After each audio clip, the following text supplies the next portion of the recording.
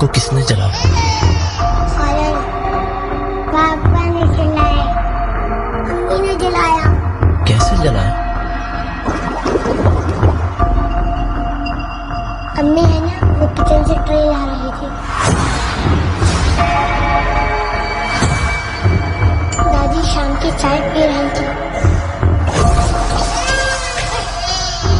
पापा मुझे स्कूल छोड़ने जा रहे थे। चाचू मैसेज चेक कर रहे थे।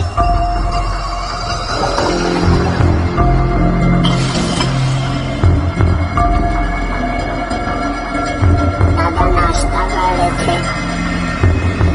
चाचा ने जलाया।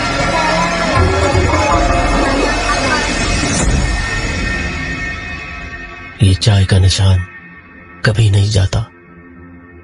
पीते हुए चाय बच्चों की पहुंच से दूर रखें।